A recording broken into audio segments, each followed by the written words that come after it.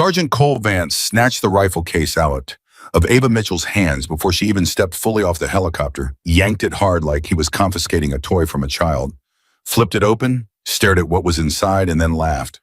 Not a quiet laugh, not a polite laugh, a loud, ugly, chest-shaking laugh that cut right through the desert wind and made every man on that tarmac turn around to look. "What is this?" he said, holding it up like evidence at a trial. "Did somebody's grandpa leave this in the supply room?"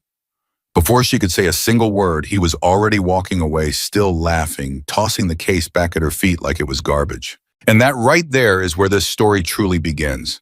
Before we go any further, if this is your first time here, please take a moment to subscribe to this channel and hit the notification bell so you never miss a story. Drop a comment right now and tell me what city you are watching from. I want to see exactly how far this story has traveled. Now let's get into part one. The helicopter blades were still spinning when the dust hit them. It came in waves, thick, gritty, merciless. The kind of desert dust that found its way into your teeth before you even opened your mouth. The insertion zone was a flat stretch of cracked earth about 30 miles outside of anything that could be called civilization, baking under a sun so brutal it made the horizon look like it was melting. There were no trees, no shade, no mercy, just heat rock and the faint smell of jet fuel mixing with sand. Lieutenant Jake Morrison stood at the edge of the landing zone with his arms crossed, watching the helicopter descend. He was 41 years old, lean and hard, in the way that only decades of punishment could produce, with close-cropped gray at his temples and a face that had stopped showing surprise somewhere around his third overseas deployment. He had led this team through 4 combat rotations, 2 classified operations that would never appear in any official record, and 1 mission that still woke him up at 3 in the morning, sometimes though he had never told anyone that, not even his wife. He trusted his team completely. He trusted their judgment. He trusted the instincts they had built together over years of shared danger. What he did not trust yet, what he had not yet had reason to trust, was the name on the personnel transfer that had landed on his desk 4 days ago.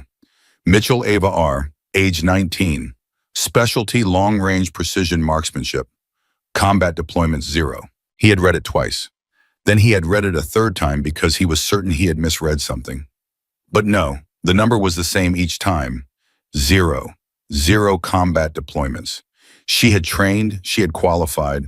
She had apparently scored numbers on the range that had made some general somewhere pick up a phone and make a call.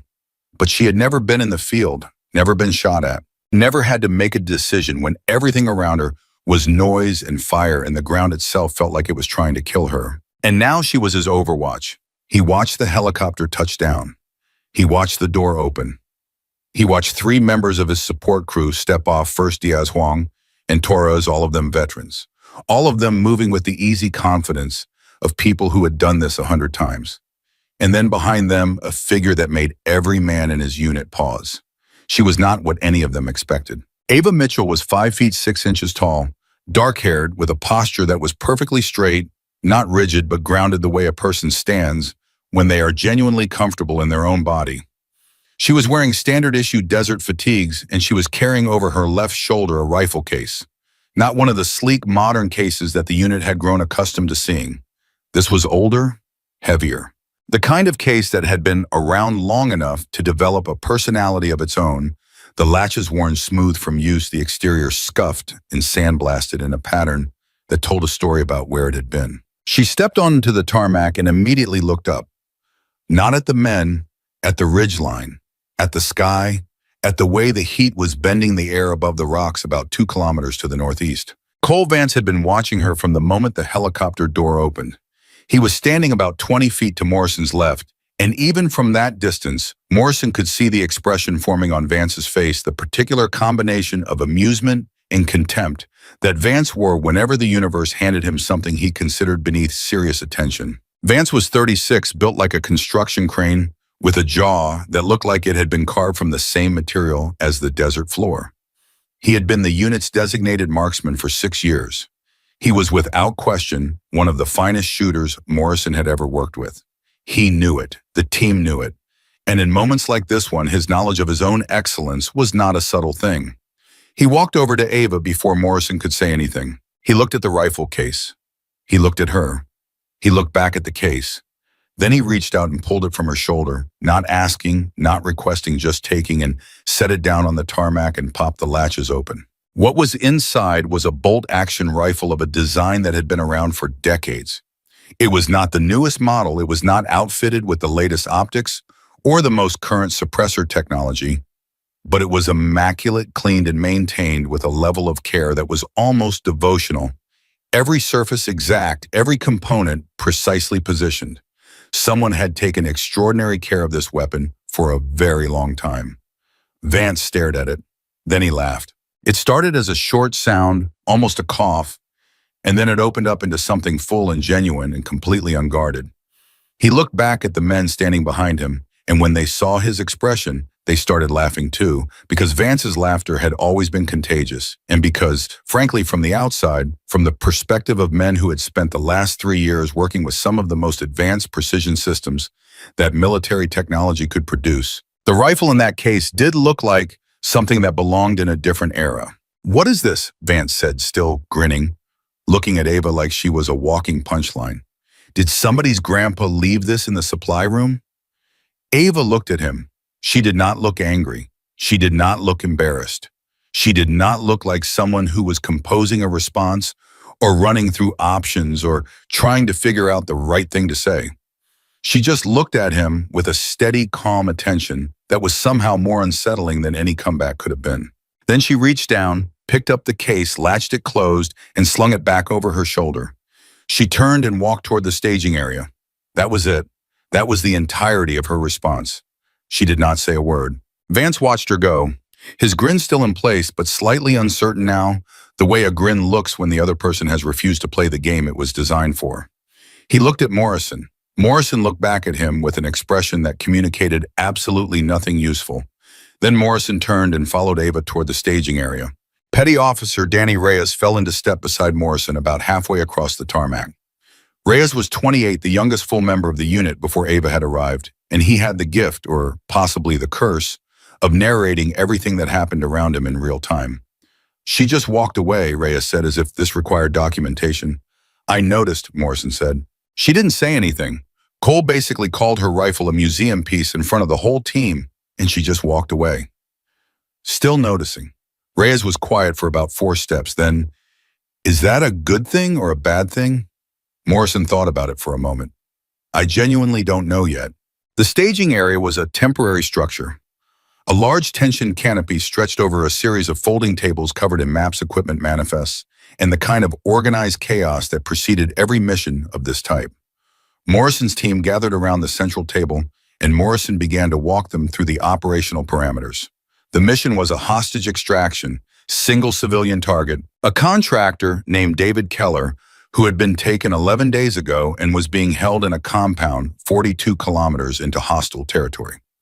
Intelligence had placed him in the compound's lower structure as of 36 hours ago. The extraction route had been planned, the timing had been mapped, and the margins had been calculated. Ava stood at the far end of the table. She was not looking at the main map. She was looking at a separate topographical chart, the kind that showed elevation changes and terrain features, and she had a small notebook open on the table beside her, and she was writing in it. Vance noticed this. "Hey," he said, not entirely unkindly, but not warmly either. "The briefing is over here." "I heard you," Ava said without looking up. "Then why are you looking at the topo chart?" "Because the briefing tells me where we're going," she said. "The topo chart tells me what the air is going to do when I get there." There was a brief silence. Petty Officer Marcus Webb, 32, quiet, the kind of man who collected information the way other people collected debts, tilted his head slightly and looked at the topo chart she was examining. "What do you mean what the air is going to do?" Ava finally looked up. She glanced around the table, then reached over and tapped a section of the topographical map. "This ridge on the eastern edge of the compound creates a specific kind of thermal pattern in the afternoon. The heat coming off the flat rock face here," she tapped again, "is going to interact with the cooler air coming down from the elevation change here in a way that creates a crosswind reversal at this specific distance." She pointed to a spot on the map.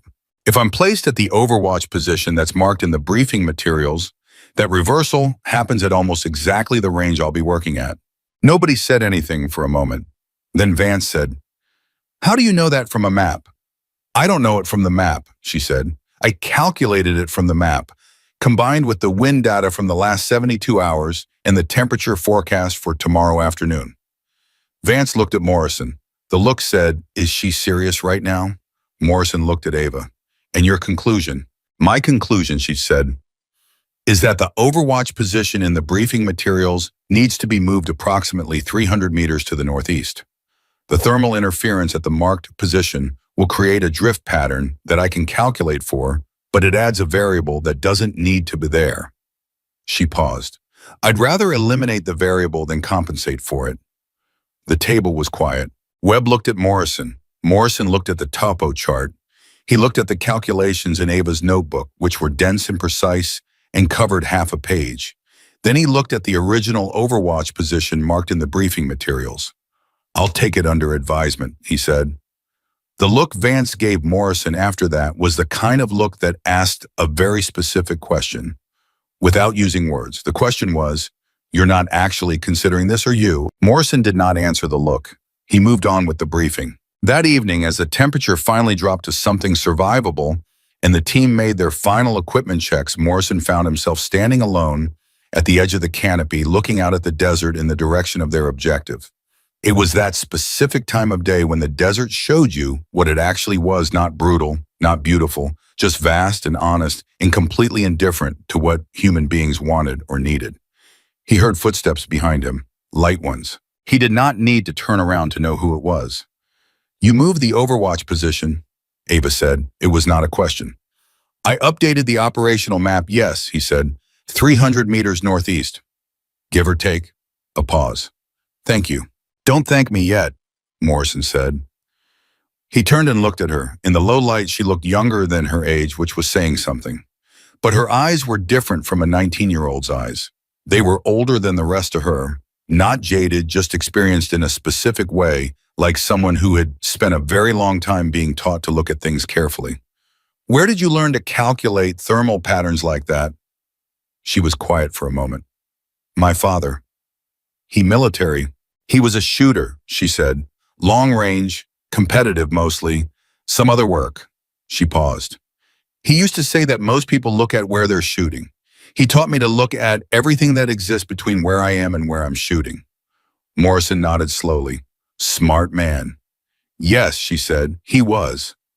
The past tense did not escape him. He did not ask about it. "Get some sleep," he said instead. "Tomorrow's going to be long." She nodded once and walked back toward the equipment area. Morrison watched her go. Then he looked back out at the desert. He was thinking about her calculations, about the precision of them, about the way she had looked at that topo chart not as a planning tool, but as a physics problem to be solved. He had been doing this work for a long time, and he had known exceptional shooters, people with abilities that defied easy explanation, people who seemed to have a relationship with distance and trajectory that operated at some level below conscious thought. He did not know yet if she was one of those people, but something about the way she had done those calculations made him less certain that she wasn't.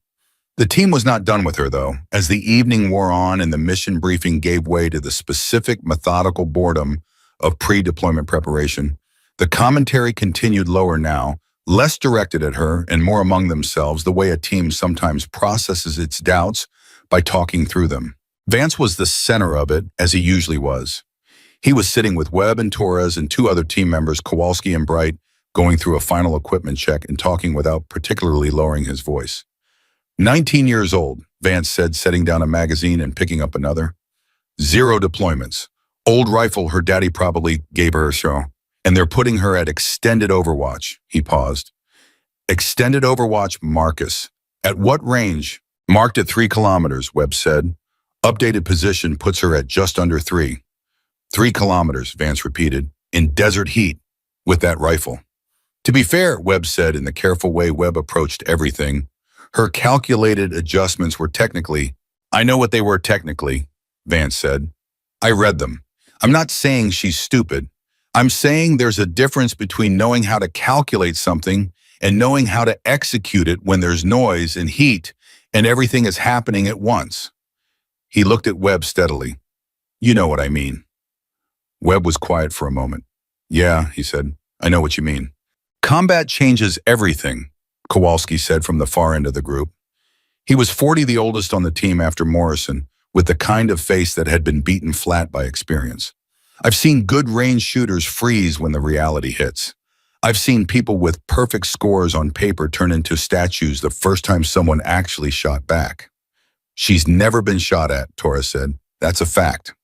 That's a fact, Vance agreed. None of them, Morrison noticed from his position at the edge of the canopy, saw Ava standing on the far side of the equipment table. He could not tell from her posture whether she was listening or not. She was cleaning her rifle, disassembled on a cloth, each component cleaned and examined with the same focused care she had shown throughout the day. Her hands moved with a sureness and rhythm that spoke of repetition so deep it had become automatic. Morrison watched her hands. He watched the precision of the motion, the no-wasted movement quality of it. Then he watched her set down the component she had been cleaning and pick up the next one. She had heard them. He was almost certain of it, and she had made a deliberate choice not to respond. That Morrison thought was either the most controlled thing he had ever seen from someone so young, or it was the most deeply unsettling. Because the thing about soldiers who don't react to being doubted, the thing that Morrison had learned over a very long career, was that it cut both ways. Sometimes it meant they were secure enough in themselves that the doubts simply didn't land.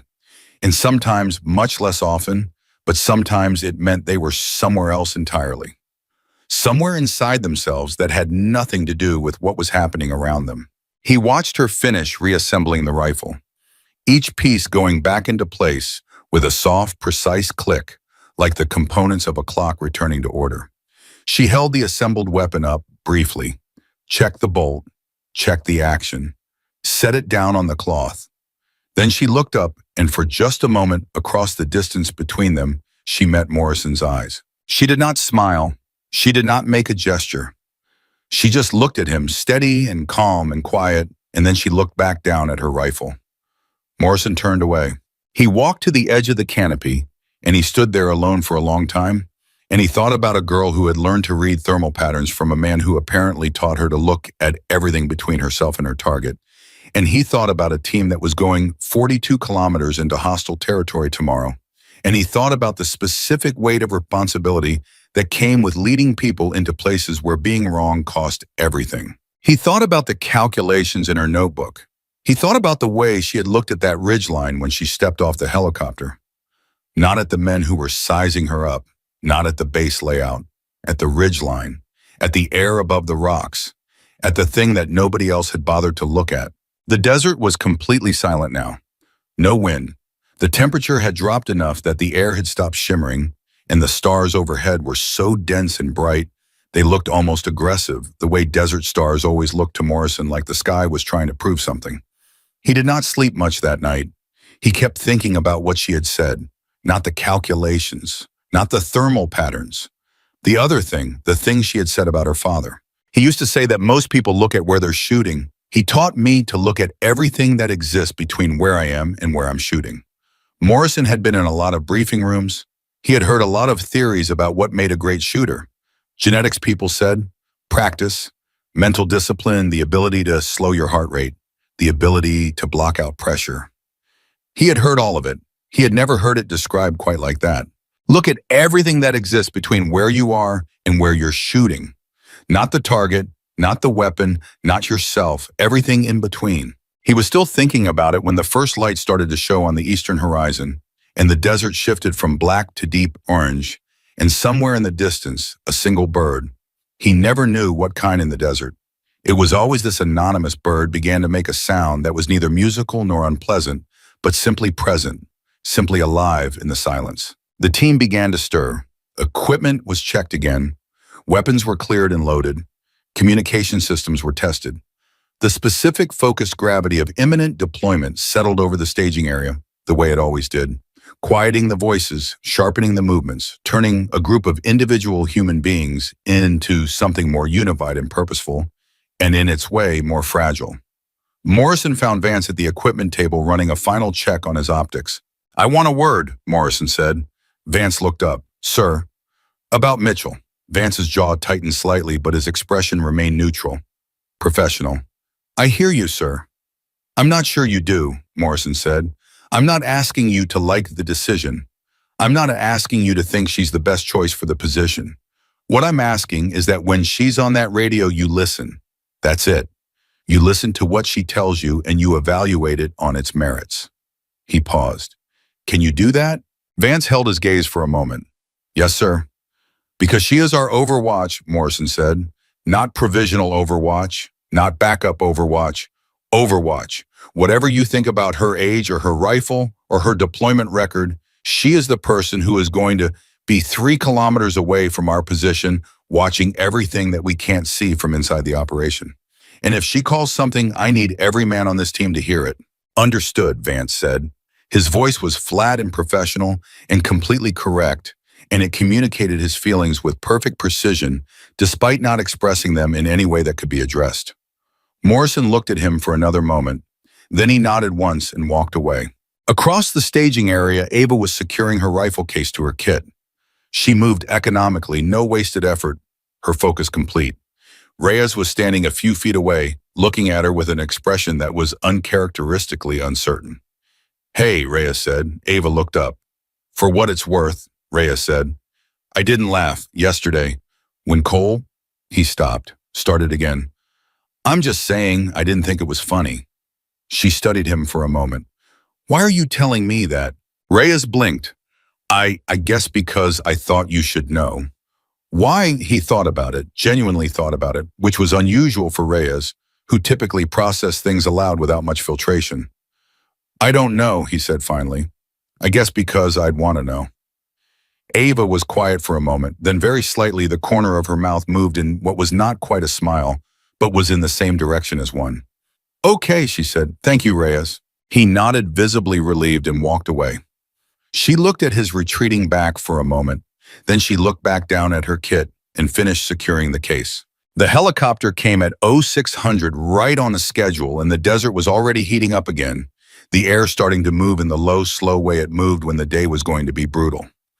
They loaded in silence, the specific, focused silence of a team that had shifted into operational mode, where everything unnecessary had been set aside and only the task remained.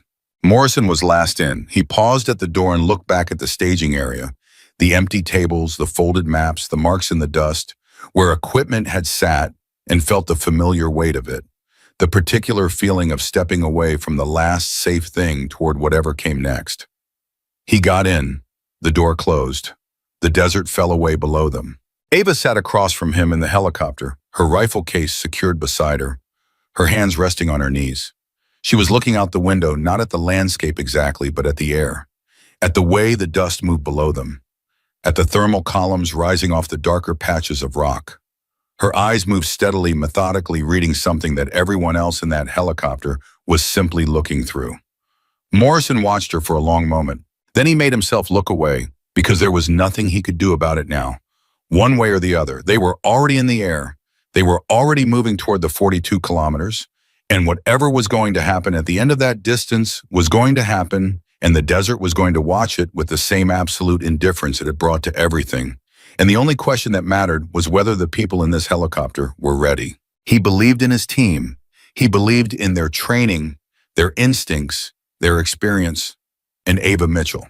19 years old, 0 combat deployments, carrying her father's rifle in a case that looked like it belonged to a different century, sat across from him in the pale morning light of a helicopter, flying into hostile territory, reading the wind, reading the heat, reading the air itself. And she looked, Morrison thought, like she was completely at home. Like this was not her first mission at all. Like she had been here before, not in this desert, not on this helicopter, but in this exact space between safety and danger. This exact moment of moving towards something that could not be undone. He had seen that look before. He had seen it in his best people. The ones who did not waste energy being afraid of what he was coming. The ones who were already in their minds already there. He looked away. He looked at his hands. He thought about 42 kilometers. He thought about David Keller, the contractor who had been a prisoner for 11 days and who was still, according to the last intelligence report, alive. He thought about the compound. He thought about the briefing materials in the extraction road and the margins that had been calculated so carefully and that were always different from what you actually found. He thought about a ridge line on the eastern edge of a compound. He thought about a crosswind reversal that would happen at a very specific distance in the afternoon heat. He thought about a girl who had learned to look at everything in between. And for the first time since he had read that personnel transfer file 4 days ago, Lieutenant Jake Morrison felt something that was not exactly confidence. That was too strong a word, and he had been doing this too long to confuse hope with certainty, but was something in the same territory. Something that felt very faintly like possibility. The helicopter set them down 3 kilometers from the first waypoint, and the moment the rotors faded, the desert swallowed every sound that wasn't theirs. Morrison moved first. He signaled the team forward with 2 fingers, and they fell into formation, the way they always did. Automatic muscle memory, years of training, collapsing into a single fluid movement. Vance took his position on the left flank. Webb covered the rear. Reyes and Torres moved up on Morrison's right. Kowalski and Bright held center. Eva peeled off immediately. No words. No ceremony. She simply moved northeast alone toward the elevated position that Morrison had updated on the operational map the night before. Her rifle case was secured across her back. Her kit was minimal. She moved without noise, which was the first thing Reyes noticed and mentioned to nobody, because there was nobody to mention it to. And he filed it away in the back of his mind where it sat next to a small number of other things about Ava Mitchell that didn't fit the story he'd been telling himself since yesterday. Overwatch departing for primary position, she said over the radio. Her voice was flat and controlled and completely without drama. Copy, Morrison said. Check in when you're set. Copy that. Then she was gone, absorbed by distance and terrain, and the team moved toward their first waypoint with 42 kilometers of hostile territory between them and David Keller. Vance moved up beside Morrison after about 10 minutes. He didn't say anything immediately. He was a man who understood the difference between the time for talking and the time for silence. And this was the time for silence, but Morrison could feel the thing Vance wanted to say pressing against the air between them like a physical weight. Say it, Morrison said quietly. I didn't say anything, sir. You're about to. Vance was quiet for another 30 seconds. Then low, not over the radio, she's alone out there, no spotter, no backup. If something goes wrong at her position. She requested solo, Morrison said. I know she did. That's what worries me. Morrison didn't answer because there was no answer that was both honest and useful. He had made the call. He had looked at her calculations, and he had moved the overwatch position, and he had let her go out there alone because she had asked to go alone, and because something in the way she asked had made it very difficult to say no. That was the truth of it. And the truth was not always comfortable, so he carried it and kept moving. 22 minutes into the approach, Webb's voice came over the radio. Morrison, got something on the eastern thermal scan. Heat signature, moving. Might be an animal? Direction north-northeast, moving parallel to our route. Morrison glanced at the terrain. Ava, you copy? A pause. Short 2 seconds, maybe 3. I copy. It's not an animal. It stopped twice in the last 4 minutes. Animals don't stop that way in open desert heat. Another pause. It's watching your route. The team slowed without being told. Vance's voice came on, carefully neutral. You're sure about that? The stopping pattern is deliberate, Ova said. Whatever it is, it's tracking your movement, not running from it. Morrison processed this. Can you get eyes on it? At this distance and angle, no. But I can tell you it hasn't moved in 90 seconds. Which means it's waiting for something. Morrison signaled the team to hold. They held. The desert around them was completely still, and in that stillness, Morrison became aware of how exposed their current position was. Flat ground, shallow cover, the kind of terrain that offered the illusion of concealment without the reality of it. Reyes, he said, northeast 30 degrees. Tell me what you see. Reyes raised his optics. Scanned. Nothing. Rock, sand, heat shimmer. Webb. Same. Morrison looked at the map. He looked at the route. He looked at the position of the signature Ava had flagged. Then he made a decision that he would later be unable to fully explain in terms of pure operational logic. We're going around, he said, 200 meters south. Reyes marked the alternate route. Vance looked at him. The look lasted exactly 1 second, and it contained a very specific question, which was, we're rerouting a 42-kilometer extraction mission based on a thermal signature called by someone with 0 combat deployments. Morrison met the look and held it. Vance looked away and started moving south. They rerouted. It cost them 11 minutes. And when they cleared the alternate path and Webb ran a rear scan on the original route, there was nothing there. The signature was gone. Whatever had been there, the animal person equipment, had moved on or vanished entirely, and there was no way to confirm what it had been. Vance said nothing, but his jaw was set in a particular way, and Morrison knew what it meant. 11 minutes in a time-sensitive extraction, 11 minutes was not nothing. They pushed on. At the 40-minute mark, Ava's voice came back on. I'm set at primary position, confirming range to compound entrance 2,840 meters. Webb did the math without being asked. That's well outside standard effective range for her platform, he said quietly, not on the main channel. I know, Morrison said. Also not on the main channel. Sir, I know Webb. Reyes, who had been listening, pulled up beside Morrison. What's the standard effective range for her rifle? Depends on conditions, Morrison said. Killed shooter optimal conditions may be 1,800, 2,000 on a good day. Reyes absorbed this. She's 2,800 away. Almost 2,009, Morrison said. Reyes walked in silence for a moment. And you moved her position 300 meters farther out because of the thermal calculation. Yes. So she's even farther than she would have been. Yes. Reyes thought about this for a long time. Then he said, is that bad? Morrison looked at him. Ask me in about 3 hours. The compound came into view on their scopes at the 90-minute mark, and Morrison felt the familiar tightening that happened every time a mission shifted from planning to reality. The intelligence photos had been accurate in broad terms. A low-profile structure, desert construction, multiple entry points. But intelligence photos were always accurate in broad terms and always wrong in the specific ways that mattered. The approach angles were slightly different from what the photographs had suggested. The sight lines from the outer perimeter were narrower than estimated, and there was a secondary structure visible on the northeast edge of the compound that had not appeared in the briefing materials at all. Ava, Morrison said, you seeing the northeast secondary structure? I see it, she said immediately. I've been watching it for 20 minutes. Activity. 2 individuals.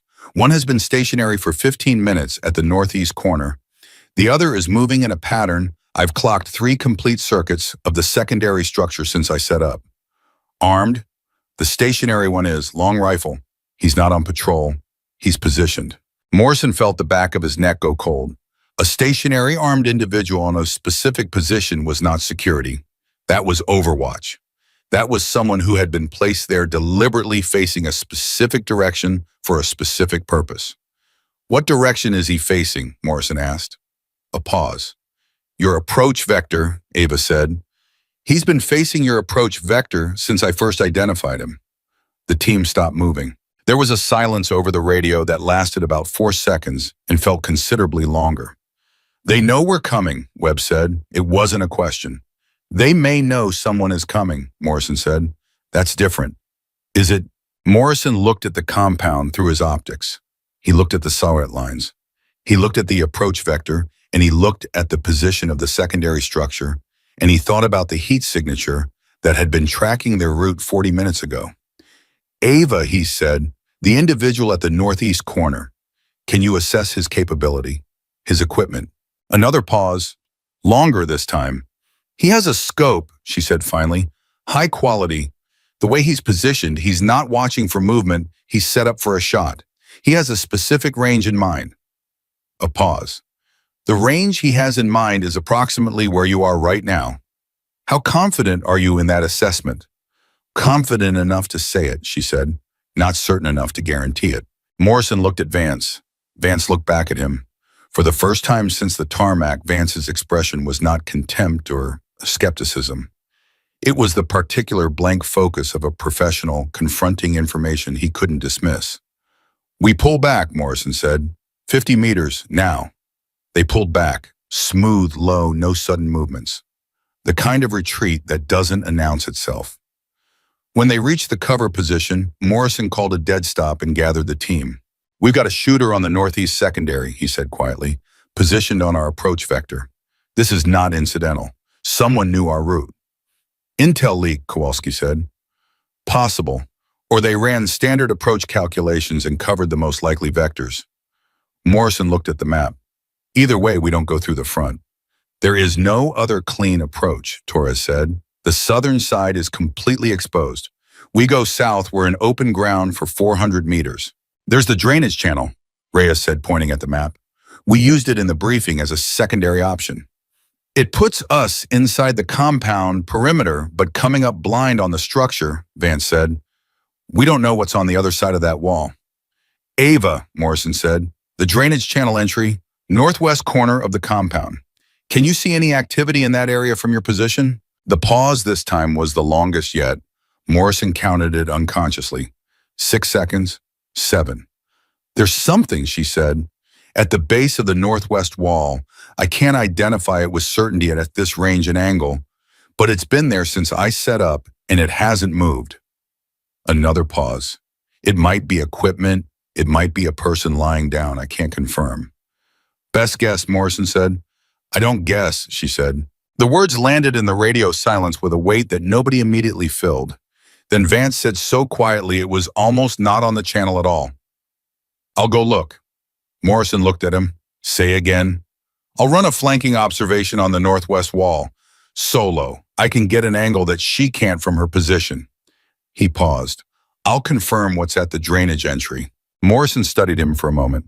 Something had shifted in Vance, not dramatically, not in a way that announced itself, but in the specific way that a skilled professional shifts when incoming information stops fitting the pattern he has been using to organize his thinking. He was not admitting anything, but he was not dismissing anything either. Go, Morrison said. Stay off the skyline, radio silence until you're back in cover. Vance went. The 7 minutes he was gone were among the longest Morrison could remember on any operation. The team held position. Nobody spoke. The desert pressed in from every side with its absolute indifference, and Morrison counted his own heartbeats without meaning to. When Vance came back, his face was the flattest Morrison had ever seen it. There are 2 of them at the drainage entry, he said, lying flat, covered. They are waiting for someone to come through that channel. Nobody said anything for a moment. They have our alternate route, Webb said. They have both routes, Vance said. Front approach covered. Alternate entry covered. He looked at Morrison. They didn't just know someone was coming. They knew how we would think. Morrison looked at the map. He looked at the compound. He looked at the position of the drainage channel and the position of the northeast secondary and the position of the approach vector that had been watched by a heat signature that nobody had been able to confirm 40 minutes ago. And something in his thinking reorganized itself quickly without drama, the way it did in the field when the shape of a situation suddenly became visible. Ava, he said, I'm here. How long have you been watching that compound? Since I set up, 43 minutes. In those 43 minutes, what is the one thing that has not changed, the one position that has been constant? A pause, a very specific kind of pause, the kind that meant she was looking at something carefully rather than thinking about what to say. The stationary shooter at the northeast corner, she said. He hasn't moved, hasn't adjusted position, hasn't changed his angle. Another pause. He's waiting for a signal. He's not going to fire until someone tells him to. Which means someone is coordinating, Morrison said. Yes. Can you see the coordinator? The longest pause yet. Morrison counted it. 9 seconds. 10. There's an individual on the roof of the main structure, she said. I missed him initially because he's lying flat and he's wearing a surface cover that matches the roof material almost exactly. He has a radio. He's been making transmissions at irregular intervals. A pause. I think he's the one who's been calling your position. The team looked at each other. He's been tracking us, Reyes said. The whole approach. The heat signature, Webb said. 40 minutes ago. That was a forward observer. They let us walk in, Kowalski said. They've been walking us in the whole time. Morrison felt the cold run through him again. Not fear exactly, but the very specific clarity that comes when you understand you are in a situation that is significantly more dangerous than it appeared. They were not approaching a compound. They were being guided toward a kill zone by people who had planned for exactly this scenario. We stop, Morrison said. Right here, nobody moves until I say. He looked at the map. He looked at every approach vector. He looked at the drainage channel in the northeast secondary and the roof of the main structure, where a man was lying flat in a thermal cover, calling their position into a radio. Ava, he said, the coordinator on the roof. What is his angle on our current position? He can't see you from where you are now, she said immediately. The rock formation at your 10 o'clock is blocking his line of sight. How long do we have before we have to move to maintain cover? If you stay exactly where you are, maybe 12 minutes before the sun angle changes enough to reduce the shadow coverage. A pause. After that, you'll be visible from the roof down. 12 minutes. Morrison spread the map on the ground and the team gathered around it without being asked. Options, he said. Nobody spoke immediately, because the options were not good, and saying them out loud meant acknowledging that they had walked 38 kilometers into a situation that had been specifically designed to trap them, and that everything they had planned had been anticipated by people who were very good at anticipating things. Vance crouched down beside the map. His voice was flat and professional and carried no emotion that Morrison could identify. If we can't go front and we can't go through the drainage channel, he said, and we can't stay where we are, we have to either pull back completely or, he stopped. Or what? Reyes said. Vance looked at the map. He looked at the position of the northeast secondary structure. He looked at the range numbers. Then he looked up, not at Morrison, but at the general direction of where Ava was 3 kilometers northeast, invisible alone on a ridge with a rifle that everyone on this team had laughed at. Or we change what we're doing entirely, Vance said, and we trust the Overwatch. The words came out of him like something being set down after being carried a long way. Morrison looked at him. Something passed between them that had no name and required no language, the specific understanding between two experienced professionals that a situation has moved past the point where personal feelings are operationally relevant. Ava, Morrison said, still here. I need an honest answer. I don't give any other kind. Morrison looked at the compound. He looked at the 12 minutes. He looked at the map and the coordinator on the roof and the shooter on the northeast corner and the 2 men lying flat at the drainage channel entrance. The shooter on the northeast corner, he said, the one who's been on your scope since you set up. At your current range and in current conditions, can you take that shot if I call it? The pause this time was different from all the others. It was not a thinking pause. It was not a calculating pause. It was the pause of someone who had been waiting for a specific question and was now deciding how much truth to put in the answer. Yes, Ava said. Just that, one word. No qualification, no hesitation in the delivery, no performance of confidence. Just the flat, simple truth of someone who had done the calculation and knew the answer and was not interested in dressing it up. Vance looked at Morrison. Morrison looked at the map. 11 minutes left in the shadow. Here's what we're going to do, Morrison said. And the desert listened the way it always listened, without judgment, without preference, with the complete and absolute patience of something that would still be here long after every one of them was gone. Morrison laid it out in 90 seconds flat. They were not going to retreat. They were not going to push forward blind. They were going to do something that no operational manual would have recommended, something that no doctrine covered, something that depended entirely on the word of a 19-year-old girl lying alone on a ridge 3 kilometers away with a rifle that every man on this team had written off before she ever fired a single round. They were going to let Ava work first. Here's the sequence. Morrison said, his voice low and even, the map spread between them in the dirt. Ava takes the northeast corner shooter on my mark. The moment that shot lands, we move. Not before, not after. The instant that position goes quiet, we have approximately 45 seconds before the coordinator on the roof understands what happened and calls it in. We use those 45 seconds to cross the open ground and reach the west wall. He looked at each face in the circle. The 2 at the drainage channel are not our problem until we're inside the perimeter. At that point, Webb and Kowalski peel south and handle them. Reyes and Torres with me to the primary structure. Vance, your rear security until we're through the wall. Vance nodded once. Clean, professional, no argument. Questions, Morrison said. Not a request, a check. The 45-second window, Webb said. That assumes the coordinator doesn't have a secondary alert system, a tripwire, a secondary radio, anything that doesn't depend on him seeing the shot. It's a risk, Morrison said. It's a significant risk. Yes, Morrison said. It is. He looked at Webb steadily. Do you have a better option? Webb looked at the map for a moment. Then he shook his head. Then we move in 9 minutes, Morrison said. He looked up. Ava, you copy all of that. I copy, she said. 9 minutes, on my mark. Understood. Morrison stood up. The team spread back into position, each man settling into the specific stillness that preceded action. Not tense, not relaxed, but calibrated, the body holding itself at the exact threshold between rest and explosion. Vance moved up beside Morrison one more time. He stood there for a moment without speaking. Morrison waited. "At 2,800 meters, Vance said finally very quietly, "in current heat conditions, with a crosswind reversal." He stopped, started again. "I'm not sure I could make that shot." Morrison looked at him. "I know. That's what I'm saying," Vance said. "I'm not sure I could make it, and I've been doing this for 12 years. He paused. "She's been doing it for how long?" "I don't know exactly," Morrison said. "Long enough."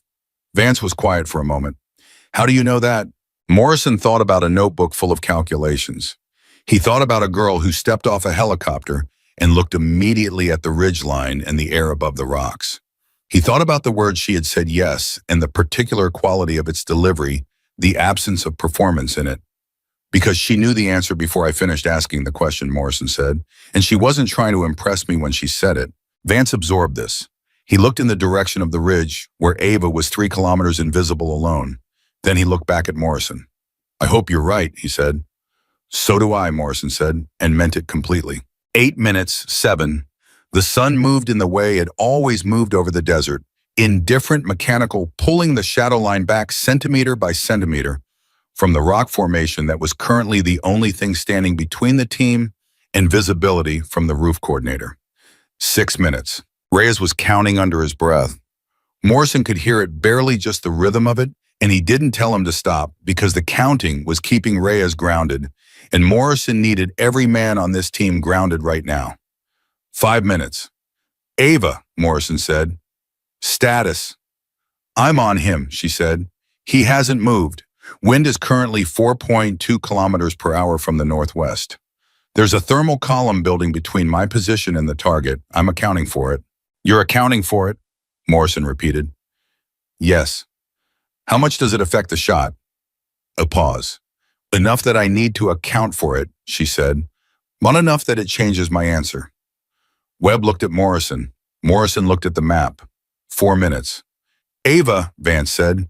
His voice came out rough at the edges, like it cost him something. "The rifle, the one I threw on the tarmac."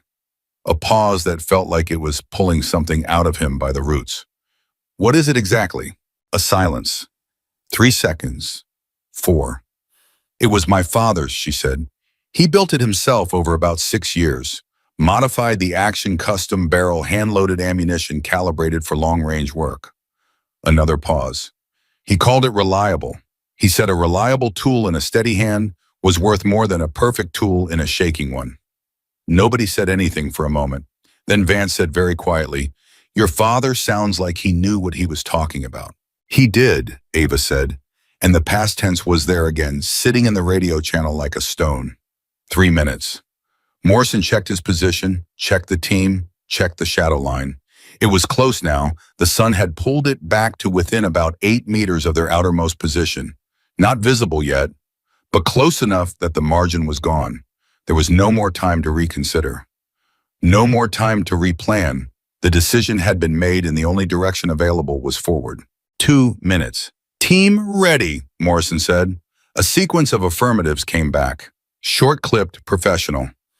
Each one a confirmation, each one a voice Morrison had heard in a dozen different situations and trusted completely. 1 minute. "Ava," Morrison said. 30 seconds. "I'm ready," she said. And in those last 30 seconds, Morrison felt something very specific happen inside him. A stillness that he recognized that he had felt before in the moments before things went completely right or completely wrong. A stillness that had nothing to do with calm and everything to do with the absolute clarity of a point of no return. He thought about David Keller, 11 days a prisoner, still alive according to the last intelligence report, waiting for something to change. He thought about Ava lying alone on that ridge with her father's rifle reading wind and heat, and thermal columns carrying something he didn't fully understand yet in the steadiness of her hands. He thought about the word yes. "Mark," he said, and the desert split open. The shot arrived as sound after the fact of the way long-range shots always did, the impact registering a full second before the crack of the discharge traveled across the distance and reached them. 1 second of silence after Morrison called the mark, and then the northeast corner position simply stopped. The figure that had been stationed there motionless and deliberate for 43 minutes was no longer there. "Target down," Ava said. Her voice had not changed, not higher, not faster, not breathless. Exactly the same register as every other transmission she had made in the last 2 hours. "Move," Morrison said. They moved. The 45-second window was not 45 seconds. It was 31. Morrison counted it without meaning to the numbers running in the back of his mind, while the front of his mind was entirely consumed by the ground between the rock formation and the west wall, by the angle from the roof, by the positions of every threat his team had identified, and the unknown positions of every threat they hadn't. 31 seconds. They hit the west wall. Hard flat against it, weapons up, breathing controlled. "We're at the wall," Morrison said. "Coordinator on the roof is moving," Ava said. "He's coming up. He heard something. He doesn't know what yet. Time before he has an angle on our position. 15 seconds, maybe 20. Webb, Kowalski, drainage channel, now." Webb and Kowalski peeled south along the wall without a word. Morrison, Reyes, and Torres moved east toward the primary structure entry. Vance covered the rear. 12 seconds. Then everything happened at once. The explosion of gunfire came from the south side, first Webb and Kowalski hitting the drainage channel position before the two men lying there understood that the threat had come from the wrong direction. 2 shots, then silence. Then Webb's voice clear, south entry clear. But even as Webb's transmission ended, new fire opened from the east. Not from the northeast corner, that position was gone, but from a point that Morrison had not identified, had not planned for a position, that his briefing materials had not contained, and that his intelligence had not flagged, and that his best thinking in the shadow of that rock formation had not accounted for. A secondary team, hidden, patient, waiting for exactly this moment. The rounds came in hard and fast, and Morrison felt the air move next to his face in a way that was very specific and unmistakable, and he was moving before the conscious thought arrived by pulling Reyes down behind cover, calling out Torres, who had already gone flat by instinct. "Contact east," he said into the radio. "Secondary position, unknown strength." "I see them," Ava said, and then immediately sharply, "Morrison, stop moving. Everyone stop moving right now." The command in her voice was absolute, not a request, not a suggestion. A command with the specific weight of someone who could see something that nobody else could see. They stopped. "There's an RPG team," she said, "behind the berm at your 2 o'clock. 40 meters. They're set up. They were waiting for you to run." A pause, 1 second, 2. If you had kept moving east, you would have run directly into their kill radius. Morrison was flat against the wall. He could hear his own breathing and Reyes breathing beside him, and Torres somewhere to his left, and Vance behind them, and the gunfire from the secondary eastern position was still coming in controlled bursts. Not panicked, professional people who knew what they were doing and were doing it deliberately. Coordinated. Every piece of it was coordinated. "How many on the RPG team?" Morrison said. 3, Ava said. "Suktaniesti." "One with the tube 2 support. Can you get to them from your position?" The pause this time was the kind of pause that contained real calculation. Not hesitation, not fear, but the actual physical process of computing angles and distances and wind, and the thermal column she had mentioned, and the position of the berm, and the exact location of 3 human beings 40 meters from his position, who were about to do something that would end this mission in the most permanent way possible. "The angle is bad," she said. "The berm gives them cover from my current line. I need them to shift position, or I need a different shot." "We can't give you a different shot," Morrison said. "We're pinned." "I know." A pause. "The RPG operator, he's going to have to stand up to fire. The tube requires a minimum elevation. When he stands, I'll have about 2 seconds of window before he completes the setup." 2 seconds. "Yes." "Ava, you're at nearly 3 kilometers. The angle is bad. You said so yourself." "The angle is bad," she said. "I didn't say it was impossible." The eastern fire was getting closer. Morrison could hear it adjusting. The secondary team was moving, shifting their angle, trying to flush the team out of cover and into the open ground where the RPG team was waiting. It was elegant in the cold and terrible way that well-planned traps were elegant. Every component connected to every other component, each position supporting the next. The whole thing designed so that any direction the target moved led to a worse position. Except one. Reyes, Morrison said, I need noise. East-northeast 15 meters out. Controlled burst, then move. I need that secondary team to think we're breaking for the east. Reyes looked at him. His face was flat and focused and completely without the commentary that characterized every other moment of his existence. You want me to draw them? For approximately 4 seconds, Morrison said. Then you get behind the wall and you do not stop moving until you are back at Webb's position. Reyes was quiet for 1 second. 4 seconds. Give or take. Reyes checked his weapon, checked his route, looked at Morrison with an expression that was part professional assessment and part something more human and honest that didn't have a clean name. And you think this works? I think it gives Ava a window, Morrison said. Reyes nodded once. He looked in the direction of the ridge, 3 kilometers, invisible. Then let's give her the window, he said. He moved. The controlled burst he put out was precise and deliberate and landed exactly where Morrison needed it, northeast 15 meters loud enough and directed enough to register as a team attempting to break east. The secondary position responded immediately, shifting fire toward Reyes's burst, tracking the apparent movement. And the RPG operator behind the berm stood up. Morrison heard it over the radio before he heard anything else. Or maybe he imagined hearing it. Maybe the sequence was different and his memory compressed it afterward. But what he remembered was Ava's voice saying very quietly, with a stillness that was almost frightening in its completeness, I have him. 1 second. The crack of the shot reached them a full second and a half after the impact. Long-range physics distance translated into delay. But the impact itself was immediate and total, and the YD RPG operator, who had stood up behind that berm, did not complete the motion he had started. The berm went silent.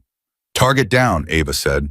The 2 support members of the RPG team, the people who had been there to protect the operator and reload the tube, did exactly what people do when something impossible happens in their immediate vicinity. They broke. Not tactically, not professionally, but the raw human break that happens when the mind cannot process what the eyes have just seen. One went west, one went north. Secondary RPG team is running, Ava said. Northeast, northwest. The eastern secondary position, the professional coordinated team that had been adjusting its angle and flushing the seals toward the kill zone, faltered. Because the kill zone was gone. Because the weapon that made the trap a trap was no longer a threat. And because somewhere in their command structure, the coordinator on the roof who had been calling positions and maintaining the coherence of the entire operation was suddenly silent. Where's the roof coordinator? Morrison said. He went flat again, Ava said. He's not transmitting. I think he's trying to understand what's happening. He doesn't know where the shots came from, Webb said from the south position. Nobody knows where the shots came from, Vance said from the rear. His voice had something in it that was new. Something that Morrison did not have a word for immediately, and then did it was respect. The specific involuntary respect of a skilled professional confronting evidence of a skill that exceeded their expectation by an order of magnitude they had not thought possible. Nobody knows, Morrison said, and that is our window. He pulled up against the wall and looked at Torres. We go for the primary structure now, while they're trying to figure out what's happening. They went. The crossing to the primary structure entrance took 11 seconds. Morrison counted every one of them.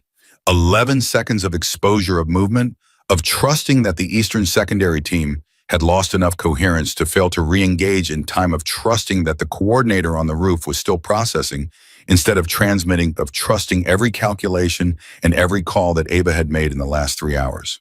They made it. The entrance to the primary structure was not locked. It was not reinforced.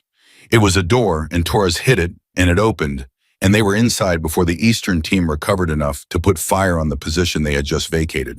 Inside was dim and smelled of diesel and concrete, and Morrison let his eyes adjust for exactly 2 seconds, which was all he could afford, and then he was moving through the interior toward the lower structure where David Keller had been placed by intelligence that was for once correct about at least this one specific thing.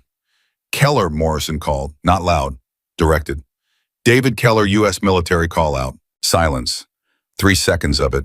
Then from a door at the back of the lower room, muffled hoarse the voice of a man who had spent 11 days trying not to lose himself completely. Here, I'm here, the door's bolted outside. Torres found the bolt. Threw it. The door opened. David Keller was on the floor, thin and pale and blinking in the sudden light, with the expression of someone whose mind had decided this was probably a hallucination and was waiting for evidence to the contrary. He was alive. He was injured. Morrison could see that immediately, but not critically. He was alive. Morrison said, U.S. Navy, we're getting you out. Keller looked at him for a moment. Then he said with the specific, exhausted humor of a man who has been surviving on almost nothing for 11 days. Took you long enough. Yeah, Morrison said, pulling him up. We ran into some complications. Outside, the radio crackled. Ava's voice, the same steady register it had maintained through everything. Morrison Eastern Secondary Team is regrouping. They're moving back toward the primary structure. I count 4 individuals. They'll reach the west wall in approximately 90 seconds. Copy, Morrison said. Webb, Kowalski, we need a path south, now. South path is clear, Webb said immediately. We're holding it. Move. They moved. The extraction was not clean. Clean extractions existed in briefing rooms, in after-action reports, and nowhere else. This one was loud and fast and full of the specific controlled chaos of people who are trying to do a precise thing while other people are actively trying to prevent them. And Morrison held Keller up on his left side while Torres covered their rear, and Reyes ran point, and the radio was a constant stream of information and adjustment, and the desert outside the compound was still and vast and completely indifferent. Vance was at the south wall when they came through. He took Keller's other side without being asked, redistributing the weight. And for a moment, the two of them were side by side carrying a man out of a place he had been for 11 days, and neither of them said anything. And the professional synchronization of it was the only language that mattered. They were 50 meters clear of the compound when Ava's voice came back. The Eastern team entered the primary structure. They're inside. A pause. They don't know which direction you went. Keep watching, Morrison said. I'm watching. The extraction helicopter was 6 kilometers south, and they covered the distance in 38 minutes, moving fast and low. Keller between Vance and Morrison, for most of it, the team in the precise formation that meant everyone was covering everyone else, and nobody was thinking about anything except the next step and the step after that. When the helicopter came into sight, a shape against the afternoon sky, rotors already turning, Morrison felt the specific release that happened when the impossible end of a mission became the actual end of a mission. Not relief exactly, not joy. Something quieter and more fundamental than either of those. The feeling of a thing being completed that had at multiple points in the last several hours come very close to not being completed. He keyed the radio one more time. Ava, we're at extraction. All personnel. Keller is with us. A pause, the longest pause she had given since the mission began. Then copy that. Just 2 words. The same flat controlled delivery, but Morrison had been listening to her voice for 6 hours now. And in those 2 words, in the very specific quality of the silence before them, he heard something that she had not put there deliberately. Something that came through anyway, the way genuine things always came through, regardless of how controlled the surface was. She had been afraid. Not of the shot, not of the calculation, not of the thermal column, or the crosswind reversal, or the impossible distance. She had been afraid of what happened if she missed, of what it would have meant, of the weight of being the only one who could do the thing that needed to be done, and of the absolute finality of a world in which she could not do it. She had been afraid the whole time, and she had made the shots anyway. Morrison looked at Vance. Vance was looking at the helicopter, and his jaw was working slightly in the way it did when he was processing something too large to process quickly. Then he looked at Morrison, and the look on his face was one Morrison had never seen on Vance before. Not in 4 years, not in 2 classified operations, not in the mission that still woke Morrison up at 3 in the morning. It was the look of a man who had been wrong about something important and knew it and was trying to figure out what to do with that knowledge. Morrison held his gaze. Then he looked at the helicopter and kept walking. Because the desert was still out there, vast and indifferent and absolute. And Ava Mitchell was still on that ridge with her father's rifle watching the compound fall. Quiet, watching the Eastern team stand confused in a structure with no one inside it, watching the roof where the coordinator had gone completely still. watching everything in between. The helicopter lifted before the doors were fully secured. Standard protocol on a hot extraction, you get the personnel on board, you get the bird in the air, and you sort out the details at altitude where nobody on the ground can do anything about them. Morrison was the last one on. He pulled himself up, and the desert fell away below them in the specific vertiginous way it always did, fast and total, the ground simply becoming a different thing, something distant and past a problem that belonged to a version of events that was already finished. David Keller was sitting against the far wall of the helicopter with a thermal blanket over his shoulders and an expression on his face that Morrison had seen before on people who had been in captivity. It was not relief. It was not happiness. It was something more complicated than both of those, a kind of suspended disbelief, the mind refusing to fully commit to the idea that the situation had actually changed. Because committing to that idea and being wrong was a particular kind of damage that a person could not afford. Reyes was beside him talking. Low, steady, the kind of talking that was not really about words, just the continuous human sound of someone present, someone real, someone who was not going anywhere.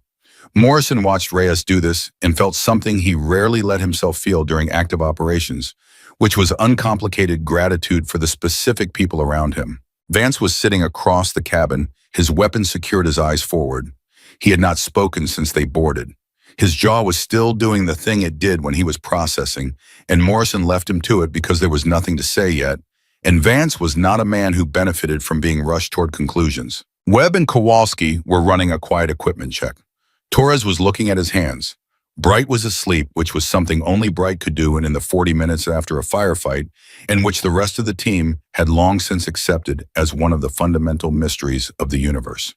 Morrison keyed the radio. "Ava, you're still at primary position." "Still here," she said. The helicopter noise was significant, and he had to press the earpiece hard, but her voice came through clean and steady. "The compound is quiet. The Eastern team recovered enough to put up a search pattern, but they're looking in the wrong direction. The coordinator on the roof came down about 12 minutes ago. I haven't reacquired him. You're clear to extract. Secondary helicopter is at your position in 22 minutes. A pause. "Copy." "Good work," Morrison said. Another pause. Longer. "Thank you, sir." He took the earpiece out and held it in his hand for a moment and looked at the ceiling of the helicopter. The rotors were loud and the desert was gone below them, and David Keller was alive, and the team was intact, and every number that mattered was the right number. He should have felt settled. He had felt settled after missions with worse margins than this one. But something was sitting in the back of his mind that wouldn't resolve something that had nothing to do with the operation itself and everything to do with what came after it. The conversations, the reports, the after-action review, the weight of what had happened laid out in official language that would never quite capture the actual shape of it. He looked at Vance. Vance was still staring forward, but he felt Morrison's attention and he turned his head, and the two of them looked at each other across the noise and movement of the helicopter with the particular directness of people who have been through something together and know that it has changed the terms of their relationship in ways that have not yet been fully articulated. Morrison raised his eyebrows slightly. It was a question. Vance held the look for a moment. Then he looked away, not dismissively, more like a man who needed another few minutes before he was ready to say the thing that was waiting to be said. Morrison gave him the minutes.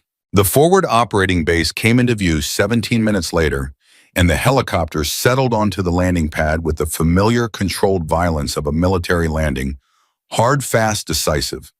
The doors opened.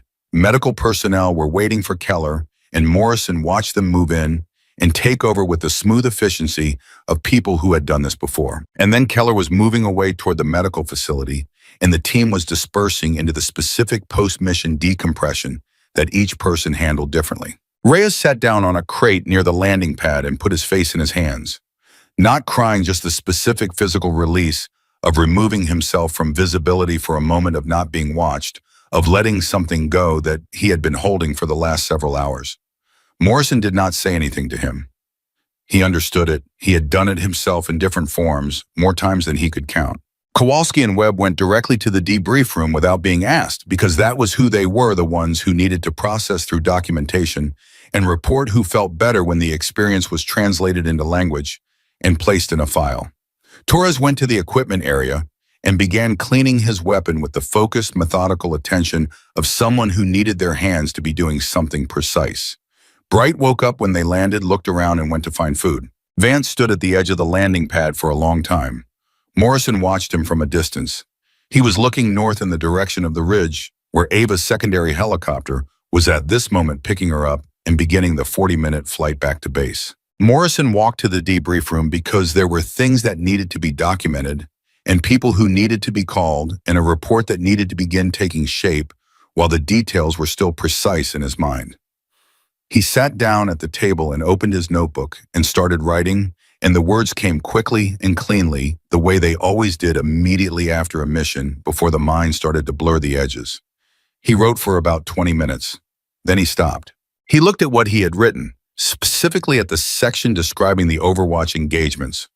The northeast corner shot the RPG operator shot. He had written the distances. He had written the conditions. He had written the outcome of each engagement. He looked at the numbers for a long time. 2,840 meters. That was the northeast corner shot. He had confirmed the range himself from Ava's initial position report, and she had made that shot in desert heat with a crosswind reversal with a thermal column affecting the trajectory alone without a spotter on her first combat deployment. The second shot the RPG operator had been made with a worse angle, a moving calculation, a 2-second window, and an adjusted range that Webb had subsequently measured at just over 3,100 meters. He sat with those numbers for a while. Then he picked up his pen and kept writing. The secondary helicopter landed at 4:17 in the afternoon. Morrison was standing at the edge of the landing pad when it came in. He had not planned to be there. He had been in the debrief room, and then he had been in the medical wing checking on Keller, and somehow the combination of those two things had ended with him standing at the landing pad at 4:17, which he acknowledged to himself without examining too closely. The door opened, and Ava Mitchell stepped out. She was carrying the rifle case over her left shoulder, the same as she had been when she arrived. Her kit was dusty, and her face showed the particular exhaustion of sustained high-concentration work, not the muscle exhaustion of physical effort, but the deeper, quieter depletion that came from spending hours with your mind running at its absolute limit.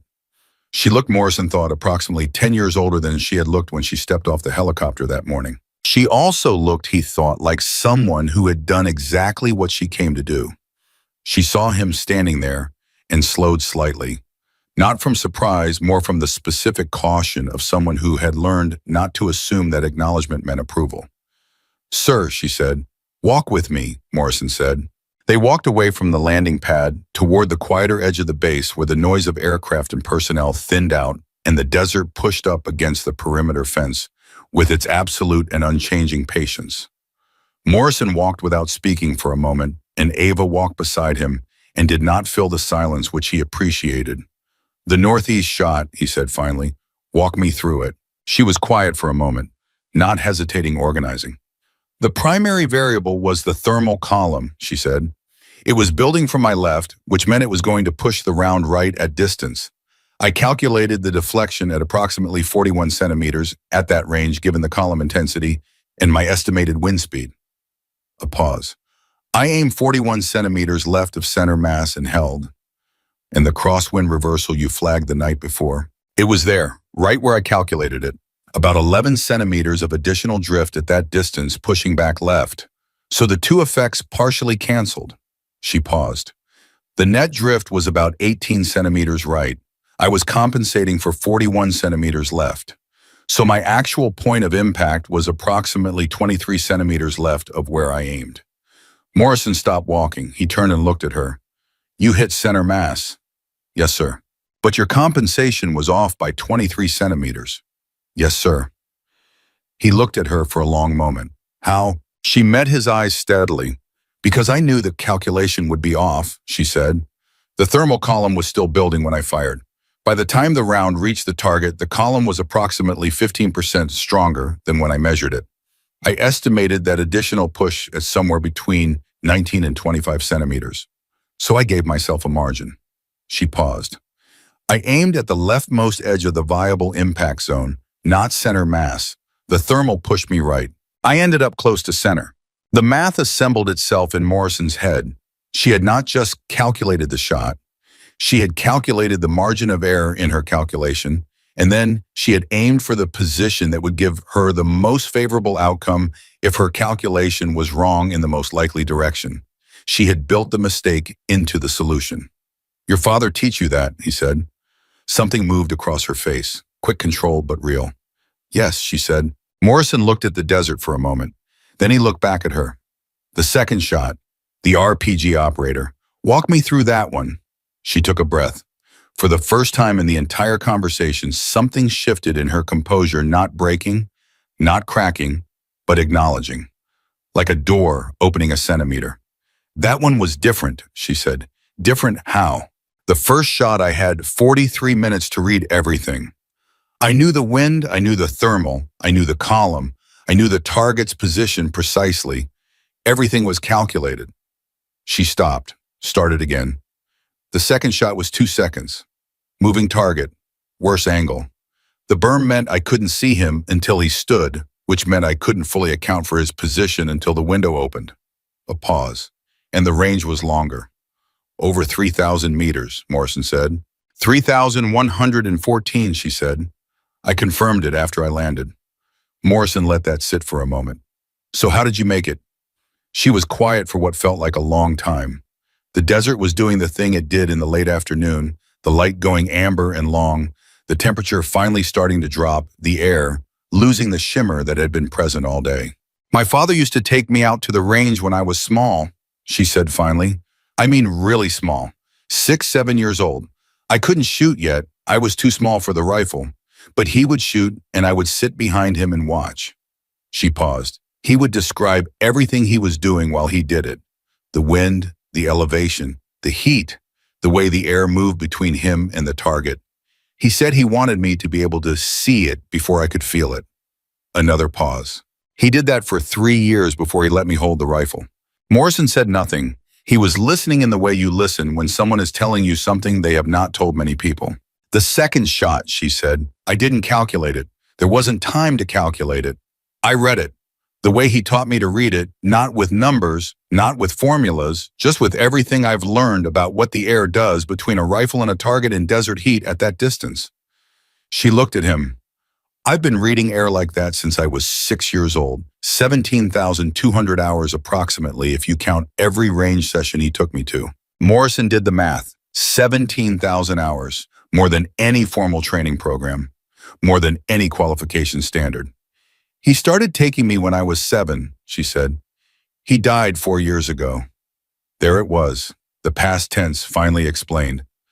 Morrison looked at the rifle case on her shoulder, the scuffed latches, the worn exterior. 6 years of building, 17,000 hours of teaching. He knew what he was making, Morrison said. It was not entirely clear whether he meant the rifle or the shooter. Ava looked at the case. "Yes," she said quietly. "I think he did." They stood in silence for a moment. The desert light was shifting, going beautiful in the specific, indifferent way that desert light went beautiful in the late afternoon, regardless of what had happened in it during the day.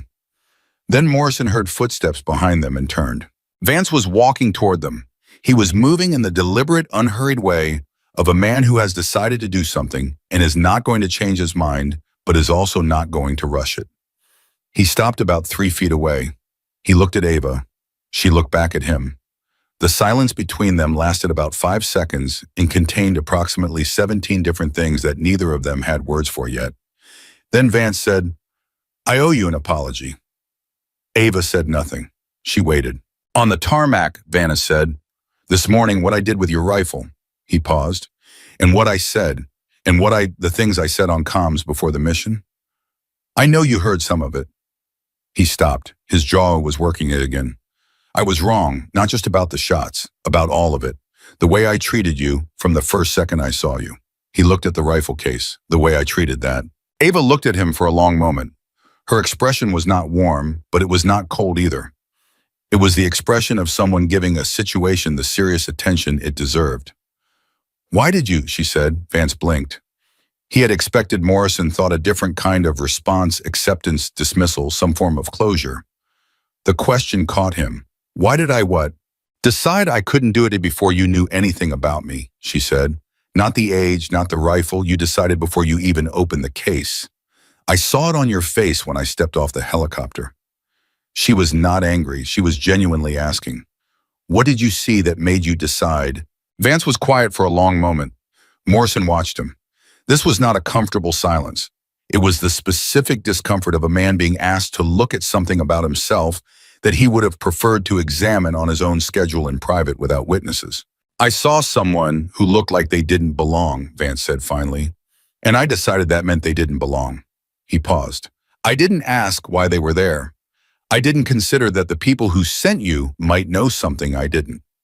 He looked at her. I just decided, and I held on to it. Even when the thermal calculation was right, Ava said. Even then. Even when I flagged the heat signature. Even then, Vance said. He said it without flinching. I kept finding reasons to dismiss it, because I had already decided. He stopped. That's not judgment. That's just ego dressed up as experience. The word landed in the desert air and stayed there. Ava looked at him for a moment.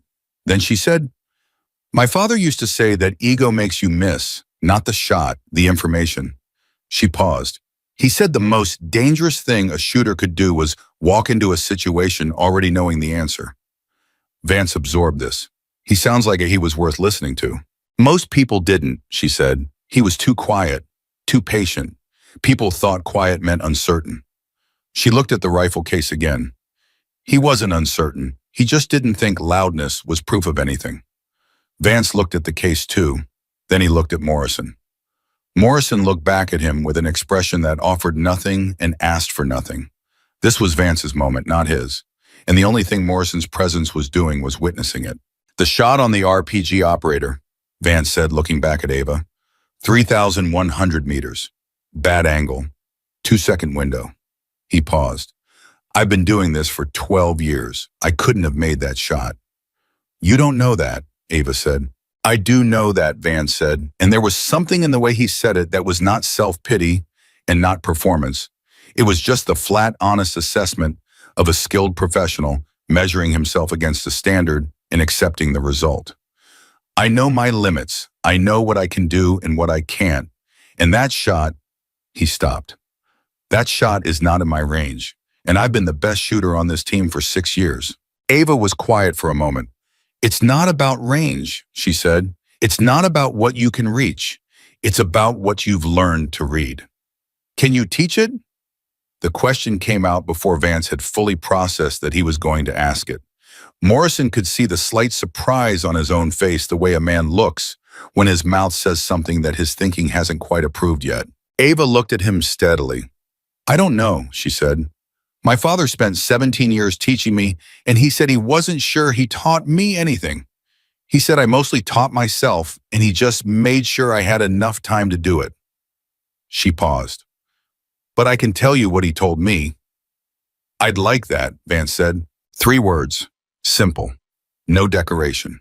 And in them, Morrison heard the specific sound of something shifting, not dramatically, not with any announcement, but the way a heavy thing shifts when the pressure against it finally equals the weight of it. Webb appeared at the edge of the landing pad area and called out, debrief in 10. Command wants everyone in the room. Morrison nodded. He looked at Ava. You're included, he said, in the debrief, not as support personnel, as a primary team member.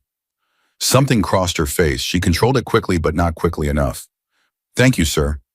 It's not a courtesy, he said. It's an operational classification. What you did today affected the outcome of this mission more directly than any other single factor. That needs to be in the record. She nodded once, precise, controlled. But her hand, Morrison noticed, had tightened slightly on the strap of the rifle case. He turned and walked toward the debrief room. Vance fell in beside him. Behind them, he heard Ava's footsteps, measured, even unhurried.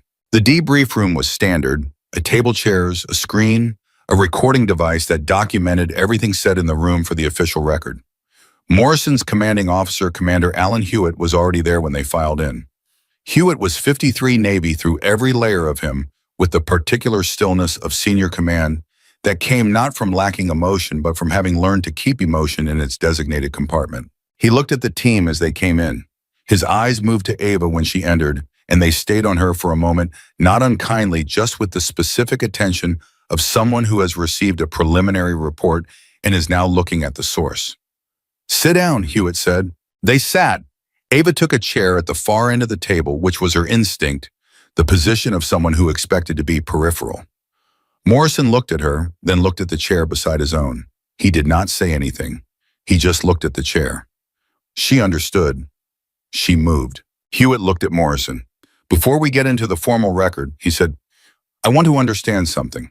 The engagement report I received from the extraction team lead describes 2 long-range eliminations. Northeast corner, target at 2,840 meters. RPG operator at 3,114 meters. He paused. Both attributed to Overwatch. He looked at Ava. You are Overwatch. Yes, sir, she said. Hewitt was quiet for a moment. The RPG shot, he said. 3,100 meters. That is the longest confirmed combat engagement I have been briefed on in 22 years of active command. He paused. Do you understand what I'm telling you? Yes, sir, she said. I want you to tell me about it, he said. Not the technical details. The report will have those. I want to know how you made that shot. The room was very quiet. Ava looked at Hewitt. She looked at the table for a moment. Then she looked up. My father taught me, she said, that a shot is not an event. It's a conversation. She paused. A conversation between you and everything that exists between your position and the target, the air, the heat, the wind, the light, everything that could move the round, everything that could affect it, everything that could take it off course. Another pause. Most shooters try to control those variables. My father taught me to listen to them instead, to understand what they're going to do before they do it. She looked at Hewitt steadily. The RPG shot was not about controlling a 3,000-meter environment. It was about listening to it long enough to know where the conversation was going. Hewitt held her gaze for a long moment. Morrison watched him process it, the experience, the language, the 19-year-old face saying words that were not 19 years old. Your father, Hewitt said. What was his name? Robert Mitchell, she said. He was civilian, competitive long-range shooter, some contract work. She paused. He died 4 years ago. Hewitt nodded slowly. Then he looked at Morrison. And Morrison, who had been in enough rooms with Hewitt to read his silences, accurately saw in that silence the specific thing that occasionally happened when command encountered something it had not anticipated and recognized, not reluctantly but honestly, that it required a reclassification. For the record, Hewitt said, looking back at the room, Petty Officer Mitchell's operational designation is being updated effective this debrief from support at Overwatch to primary team asset. He looked at Ava. That means your input on mission planning is not optional and not advisory. It is required. He paused. Is that understood by everyone in this room? Around the table, the team responded. Some said yes, sir. Some nodded. Vance at the far end said nothing for a moment. Then he looked at Ava. Understood, he said. And the word carried the weight of everything he had said on the landing pad and everything he hadn't said, and the tarmac that morning, and the rifle case hitting the ground, and 12 years of being the best in the specific humility of a man who has genuinely learned something he did not know before. Ava looked at him, and this time the corner of her mouth moved in the same direction it had moved when Reyes told her he hadn't laughed. Not quite a smile. Something in that vicinity. It was enough. Hewitt opened the recording log, and the formal debrief began, and the room filled with the language of official documentation times distances, engagement, sequences, personnel, positions, route deviations, extraction, parameters, all of it translated into the precise, bloodless vocabulary of the record, which captured everything and conveyed nothing of what it had actually been. Morrison spoke clearly and completely, and when he reached the section on Overwatch engagements, he did not summarize. He gave every detail, every calculation Ava had made, every call, the thermal column, the crosswind reversal, the heat signature at 40 minutes, the coordinator on the roof, the RPG team identified before the team broke cover, the 2-second window, the result. He put it all in the record, because the record was permanent, and what had happened in that desert today was permanent. And the people who came after the next team, the next mission, the next 19-year-old who stepped off a helicopter carrying something that nobody immediately understood, deserved to know that it was possible. That precision beyond doctrine existed. That stillness was a weapon. That sometimes the most important person in the room was the one nobody was listening to. He spoke for 40 minutes. And when he finished, the room was quiet, and Ava Mitchell sat beside him at the table with her father's rifle case on the floor at her feet. And outside, the desert was doing what it always did at this hour, going dark in the specific, unhurried way of something that has seen everything and forgotten nothing. The debrief ended at 1900 hours, and the base settled into the specific quiet of a place where people were still processing something that hadn't finished landing yet. Morrison sat alone in the debrief room for a few minutes after everyone else had filed out. He did not have a particular reason to stay. He just was not ready to move yet. The recording device had been switched off. The official log had been closed. Everything that needed to be documented had been documented, and the words were now in a file somewhere that would be read by people who had not been in that desert, and those people would read the numbers, the distances, the conditions, the outcomes, and some of them would understand what the numbers meant, and some of them would not, and there was nothing Morrison could do about either group. He thought about Robert Mitchell. He thought about a man who had spent 6 years building a rifle and 17 years teaching his daughter to read air, and who had died 4 years ago without knowing, or maybe knowing exactly what he had made, what he had left behind. Not the rifle. The rifle was just metal and wood and precision engineering. What he had left behind was a way of seeing, a way of listening to everything between a fixed point and a distant target and understanding what it was going to do before it did it. Morrison had been in this work for 2 decades. He had been trained by some of the best instructors the Navy produced. He had trained under men who understood ballistics and wind and elevation and the specific physics of long-range precision work at a level that most people would never approach.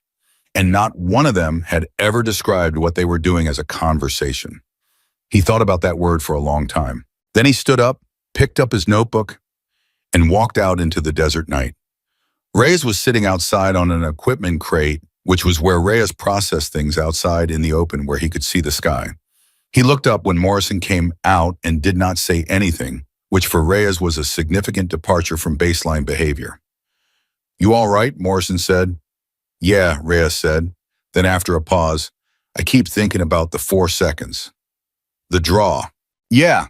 He looked at his hands. "You asked me to run a 4-second draw, to give her a window." He paused. "I didn't ask you how confident you were. I didn't ask for odds. I did it." He looked up at Morrison. "Because you said it would give her a window. And somewhere between you saying it and me doing it, I stopped thinking about whether she could make the shot and just trusted that she could." Morrison looked at him. "What changed?" Reyes thought about it. "The way she said yes," he said finally. "When you asked her if she could take the northeast corner shot. The way she said it." He shook his head slowly. "I've heard a lot of people say yes in the field. Confident people, experienced people, people who had earned their yes completely. And her yes was different from all of them." He paused. "It was quieter, like she wasn't trying to convince you, like she was just reporting a fact." "Yeah," Morrison said. "I heard that too. Is that what you were relying on when you made the call?" Morrison considered the honest answer. "Partly my son," he said, "and partly the notebook, and partly the topo chart calculation, and partly the way she looked at the ridgeline when she stepped off the helicopter." He paused. "It accumulated." Reyes nodded slowly. "Cole is going to be different after this," he said. "I can already see it." "Different how?" "I don't know exactly," Reyes said. "Just different, like something got recalibrated." He paused. "You know how some people, when they are wrong about something important, it makes them defensive, like they double down?" He looked at Morrison. "Cole's not doing that. He's going the other way, all the way to the other side." Morrison thought about Vance's face on the landing pad, the flatness of it, the specific quality of a man setting something down after carrying it too long. "I noticed.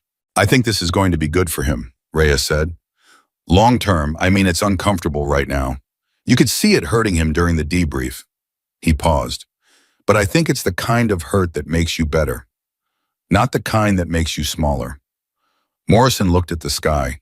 The desert stars were doing what they always did, dense, bright, aggressive in their number. The kind of sky that made a person feel both very small and very clear about what mattered. "Get some sleep, Reyes," he said. "In a few minutes," Reyes said. "I'm going to sit here for a few more minutes first." Morrison left him there and walked toward the barracks. On the way, he passed the equipment area and he saw a light on inside, and Through the open door, he saw Ava Mitchell sitting on a workbench with her father's rifle disassembled in front of her on a cloth cleaning it. The same motion as the night before the mission, the same focused rhythmic precision. Each component examined, cleaned, returned. The same devotion that had characterized every interaction she had with that weapon since she arrived. He stopped in the doorway. She heard him but did not look up. "You don't have to do that tonight," he said. "It can wait until tomorrow." "I know," she said. "I want to." He watched her for a moment. "Your father made it a rule." She smiled, and it was the first complete smile he had seen from her. Not the almost smile from the tarmac, not the controlled corner of the mouth acknowledgement. A real one with something warm and specific behind it that was clearly connected to a memory. "He made it a practice," she said. "He said rules were for people who didn't understand why. He said once you understood why, you didn't need the rule. And why do you clean it tonight?" She was quiet for a moment, her hands still moving. "Because it did its job," she said, "and it deserves to be taken care of." Morrison looked at the rifle, the custom barrel, the modified action. 6 years of building, 17 years of teaching. "Can I ask you something?" he said. "Yes." "The moment before the second shot," he said, "the RPG operator, you had 2 seconds. You told me afterward that you didn't calculate it, you read it. In those 2 seconds, what did you feel?" She stopped moving. Her hands rested on the cloth. She looked at the components laid out in front of her for a long moment. "My father," she said. "I felt my father." She paused. "Not like a memory, like a presence, like everything he ever taught me compressed into 2 seconds and became the only thing that existed." She looked up at Morrison. "That probably sounds strange." "It doesn't," Morrison said. She held his gaze for a moment. Then she looked back down and her hands began to move again, the same rhythm, the same precision. "He used to say that real learning doesn't stay in your head. It goes somewhere deeper, and when you need it, it's already there." A pause. "He said the goal was to practice until the knowledge lived in your hands and your breathing and your eyes, until it was part of you the same way walking is part of you." She fitted a component back into place with a soft, precise click. "You don't think about how to walk, you just walk." Morrison was quiet for a moment. Then he said, "He built something worth building." She did not respond immediately. She finished fitting the component, picked up the next one, examined it. Then very quietly, "He thought so. I hope so." Morrison said goodnight and walked to his own quarters. And the desert was quiet outside, and he lay down on his bunk and looked at the ceiling and thought about conversations, about everything that existed between a fixed point and a distant target, about the specific quality of a yes that didn't try to convince anyone of anything. He was asleep in 4 minutes, which was faster than he had slept after any mission in the last 3 years. The debrief with command took place the following morning at 0800, and Morrison delivered his report to Hewitt and 2 senior officers who had flown in from the regional command specifically for the session. The numbers generated a specific kind of silence in the room, the silence of people who worked with numbers professionally and were encountering numbers that sat outside the range of their existing frameworks. The senior officer on Hewitt's left, a man named Garrett, who had 26 years in and a face that showed all of them, looked at the range data for the second shot for a long moment. Then he looked at Hewitt. Then he looked at Morrison. "Petty Officer Mitchell," he said, 19 years old. "Yes, sir," Morrison said. 0 prior combat deployments." "Correct, sir, this was her first." Garrett looked at the numbers again. "And the rifle was her father's personal weapon. Not a current issue platform." "Not current issue, sir, but exceptionally maintained and based on what I observed and what she described, precisely calibrated for her specific shooting methodology over many years of use." Garrett was quiet for a moment. "Her shooting methodology," he said. "Describe that for me." Morrison thought about how to put it in the language of official briefings, the language of doctrine and procedure, and quantifiable parameters. He tried for a moment and then stopped trying because the language of official briefings was not capable of carrying what he needed to say. "She reads the environment between her position and the target," he said. "Not just wind speed and thermal data. Everything. The way the heat moves, the way the air behaves between specific types of terrain, the way variables interact with each other over distance." He paused. "She calculates it formally when she has time. When she doesn't have time, she reads it. Her father trained her in this methodology beginning when she was approximately 6 or 7 years old. 17,000 hours of practice over 12 years. He looked at Garrett steadily. The result is a capability that I have not encountered at this level in 20 years of active service. The room was quiet. Hewitt looked at the two senior officers. Something passed between them that had the specific texture of a decision being made. "What is your recommendation?" Garrett said to Morrison, regarding her continued operational role. Morrison had prepared for this question. He had thought about it carefully because he understood that what he said in this room would shape what happened next, not just for Ava, but for how the unit operated going forward, and potentially for how future units thought about the capabilities they asked for and the people they asked to carry them. "My recommendation," he said, "is that Petty Officer Mitchell be classified as a primary team asset, not a support asset. That her input on mission planning be treated as required intelligence, not optional consultation. And that her operational protocols be developed in collaboration with her rather than assigned to her because her capability exists within a methodology that doesn't fit existing frameworks and cannot be fully captured by them." He paused. "If we try to fit her into existing doctrine, we will lose most of what she can do. If we build around what she can do, we will have a capability that this unit has never had before." Garrett looked at him for a long moment. "You're asking me to restructure operational planning protocols around a 19-year-old. "I'm asking you to restructure them around a capability," Morrison said. "The age is not the relevant variable." Garrett looked at Hewitt. Hewitt looked back at him with an expression that communicated clear support for Morrison's position without overstepping the chain of command. Then Garrett looked back at the numbers on the table. 3,114 meters. He looked at them for a long time, and then he picked up his pen and wrote something in his own notebook, and the sound of that pen moving was the specific sound of a decision being made at the level where decisions had consequences. "Approved," he said. "Draft the revised protocol and have it to my office within 72 hours. Morrison said, "Yes, sir," and the meeting continued, and when it ended, he walked out into the corridor and stood there for a moment and let himself feel briefly and privately the specific satisfaction of a thing going right in a room where things did not always go right.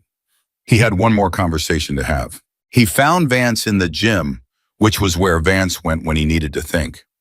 Not lifting, just sitting on a bench in the corner of the room with his forearms on his knees and his eyes forward, the posture of a man in a private conversation with himself.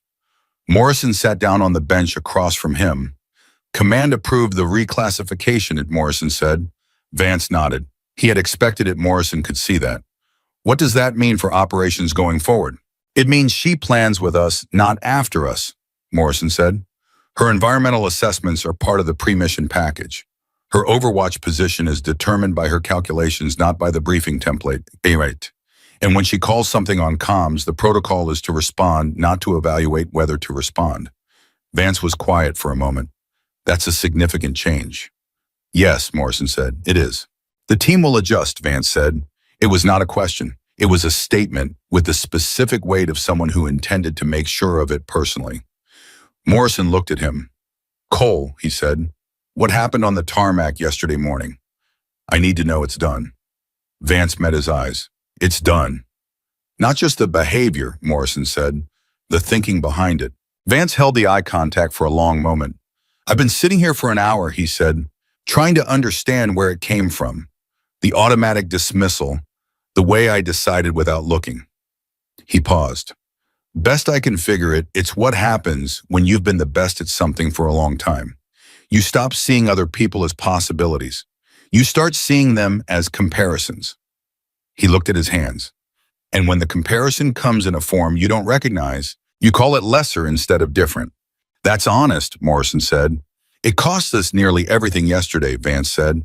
"If she had let it get to you, if she had decided she needed to prove something before the mission instead of during it." He stopped. "If she had reacted the way I would have reacted in her position to what I did on that tarmac." He shook his head slowly. "We wouldn't have had her at 3 kilometers yesterday. We'd have had someone trying to demonstrate capability instead of just being it." Morrison thought about the stillness of Ava picking up the rifle case and walking away.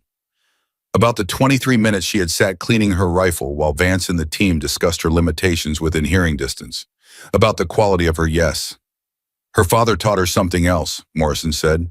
"Beyond the shooting." "What's that?" How to stay in herself when the environment is trying to knock her out of herself, Morrison said. How to remain the thing she is when everything around her is telling her she's something else. He paused. That's not a shooting skill. That's something harder than a shooting skill. Vance was quiet for a long moment. I want to ask her something, he said, and I don't know if it's appropriate. What is it? If she'll work with me, Vance said. Not as a subordinate thing, not me teaching her. The other direction. He looked up at Morrison. I've been the designated marksman for 6 years. I'm good. I know I'm good. But yesterday showed me something about where my ceiling is and why it's there. He paused. I think the ceiling is partially constructed. I think I've been practicing within a framework that has limits I accepted without questioning. He looked at Morrison steadily. I want to know if she'd be willing to challenge that framework. Morrison looked at him for a long moment. The request was not small. It was for a man like Vance enormous. It was the specific courage of someone who had built an identity around a capability and was now asking to have that identity examined by someone he had 12 hours ago thrown a rifle case at. Ask her yourself, Morrison said. Vance nodded. He would. Morrison could see that he would. Morrison stood up. He had one more thing to do before the day was done, one conversation that he had been circling without quite approaching, not because he was avoiding it, but because he wanted to be sure of what he was going to say before he said it. He found Ava where he expected to find her, which was on the far perimeter of the base, standing at the fence line looking at the desert. She was not looking at anything specific. She was just looking at all of it, the distance, the terrain, the way the morning light was moving across the rock formations to the north. Reading it, even now, even here. He stood beside her without speaking for a moment. Garrett approved the reclassification, he said. She turned and looked at him. Something moved through her expression, not surprise, but a depth of response that she controlled quickly. Thank you for what you said in there, she said. Reyes told me the outline of it. I said what was accurate, Morrison said. That's not generosity, that's documentation. She looked back at the desert. A pause. What happens now? Now we plan the next mission, Morrison said. And you're in the room when we do it. At the table, not the edge, he paused. Your assessment of the terrain and environmental conditions is part of the pre-mission package. Not an addendum, not a consultation, part of the package. She was quiet for a moment.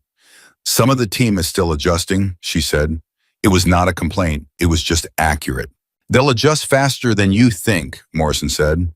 Yesterday accelerated that process considerably. Cole wants to talk to me, she said. He came to the equipment room this morning while you were in the debrief. He stood in the doorway for about 30 seconds and then said he'd come back. She paused. I think he's building up to something. He is, Morrison said. Give him the time. She nodded. Then she looked at Morrison with the direct measuring attention that had characterized every interaction with her since the beginning.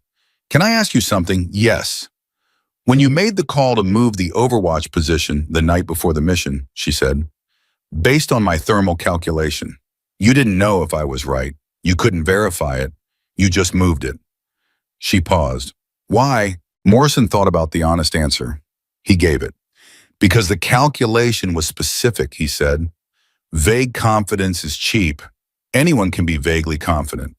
But specific calculation, a number, a direction, a reason that costs something. It requires you to be precise enough to be provably wrong. He paused.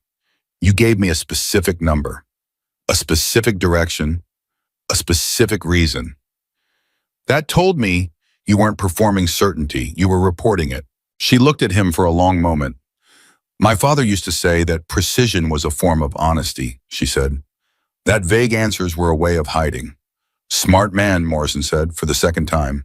Yes, she said, for the second time. And the past tense was still there, still carrying the same weight, but this time there was something else in it alongside the weight. Something that was not grief exactly and not peace exactly, but somewhere between the two. The specific place a person arrives when they have done what they were prepared to do. And the person who prepared them is not there to see it, but somehow in the doing of it is present anyway. They stood in silence for a while. The desert was doing nothing in particular. It was simply there, the way it was always there, patient, vast, indifferent to the specific dramas of the human beings who moved across it and through it, and occasionally learn something from it about the difference between confidence and precision, between loudness and truth, between what you decided before you looked and what you discovered when you finally did. Vance found them there, which was not entirely a coincidence. Morrison suspected he had been waiting for a moment when Ava was not alone, because approaching her alone required a courage he was still assembling. He walked up and stood on Ava's other side and looked at the desert for a moment without speaking. Then he said, "I want to learn what you know." Ava looked at him. "You said that to Morrison." "I know," he said. "I'm saying it to you now." He paused. "Directly, the way I should have said things to you from the beginning. Directly and with the actual words I mean." She was quiet for a moment. "You're the best shooter on this team," she said. "You've been doing this for 12 years. What do you think I can teach you that you haven't already learned?" "How to see what's in between," he said. "I shoot. I'm good at shooting. I know angles and wind and elevation, and I've practiced longer and harder than most people will ever practice anything." He paused. "But yesterday, watching what you did, understanding afterward how you did it, I realized I've been practicing inside a box I built for myself. A box with walls I decided were the limits of what was possible." He looked at her. "Your father built you without those walls." "He built me with different walls," she said, "just farther out." "Then I want to know where your walls are," he said, and how he placed them there. Something settled in Ava's expression. Not warmth exactly. She was not someone who moved quickly to warmth, but the specific quality of a person who has been handed something genuine and is deciding what to do with it. She looked at Vance for a long moment. "He started with wind," she said finally. "Not how to calculate it, how to feel it. He would take me out on days with variable wind and have me stand with my eyes closed for 10 minutes and just experience what it was doing to my skin, my hair, my balance. He said the numbers came after the feeling, not before." Vance was very still, listening. "Most people go straight to the numbers," she said. "Wind speed, direction, formula adjustment. They skip the step where your body learns what it feels like." She paused. "He said that step was the whole thing, that without it, the numbers were just math. With it, the numbers became translation." Morrison listened to her say it and thought about the 17,000 hours. About 6 years old, standing behind a man who was describing everything he did while he did it. About 3 years of watching before she ever held the rifle. About the specific, patient, irreplaceable gift of being taught to feel before being taught to calculate. "Can you teach that?" Vance said. His voice was careful, honest. "The feeling part. I can try," she said. "It took me 12 years to learn it, but I started at 6 and I was starting from zero." She paused. "You're not starting from zero. You're starting from 12 years of technique. That's not a disadvantage. It just means we're building something different than what my father built." Another pause. "Different might be better. I don't know yet." Vance looked at her. And then for the first time since the tarmac, he said something to her that did not carry any of the weight of yesterday or the morning before that. He said it plainly and clearly, and with none of the complex architecture of a man managing his ego or his reputation or his position on the team. He said, "I stopped listening before I understood what I was hearing." The words fell into the desert air between them and stayed there. Ava looked at him for a long moment. Then she said, "I know." "I'm listening now," he said. She held his gaze. "I know that too," she said. 3 words, the same weight on each of them. Not forgiveness, not absolution, not the erasure of what had happened on the tarmac. Just the specific acknowledgement of where they were now and the implicit agreement that this was the place they would build from. Morrison looked at both of them and said nothing, because there was nothing to say that would add to what had just happened. Some moments were complete on their own. He looked out at the desert one more time. He thought about what it had taken to get here. The distance, not just the 42 kilometers to the compound and back, but the internal distance that each person on this team had covered in the last 36 hours. Vance from certainty to humility to something harder and better than either. Reyes from passive decency to active trust. Webb from professional skepticism to professional respect. And Morrison himself from the specific caution of a commander who has been surprised before to the specific clarity of a commander who has seen something he will not forget. And Ava Mitchell, who had covered no distance at all in the sense that she had arrived already knowing what she knew and had simply waited for the situation to catch up with her. Who had stood on a tarmac while someone threw her father's rifle on the ground and had made the choice not easily. He understood that now, not without cost, but clearly to let her work speak instead of her words. Who had gone 3 kilometers into the desert alone and had a conversation with everything in between and had said what needed to be said at the exact moment it needed to be said. Who was 19 years old and carried something much older than that in the steadiness of her hands. The mission report that Morrison filed the following day contained in the section reserved for operational recommendations a single paragraph that his commanding officers would later describe as the most direct and unambiguous recommendation they had received in recent memory. It read in part, "The capability demonstrated by Petty Officer Mitchell is not reproducible by conventional training methodology and cannot be fully integrated into existing doctrine without modification of that doctrine. The recommended approach is not to fit this capability into current frameworks, but to allow current frameworks to be informed by this capability. The desert does not reward confidence. It rewards those who can read it." 2 weeks later, the team gathered for the planning session for their next operation. The table was the same table. The maps were the same kind of maps. The briefing materials were the same format they had always been. But the first voice in the room before Morrison opened the briefing, before Vance ran his assessment, before Webb pulled up the satellite imagery, was Ava Mitchell's. She spread the topographical chart beside the operational map and began talking about wind patterns and thermal behavior and what the terrain was going to do to the air at the ranges they would be working at and why it mattered for every decision they were going to make in the next 2 hours. And every man in that room listened. Not because they were ordered to, not because the protocol said to, not because a commander had told them it was required. Because 3 weeks ago in a burning desert, a 19-year-old girl had stood at a fence line and rid the air while everyone around her decided she couldn't.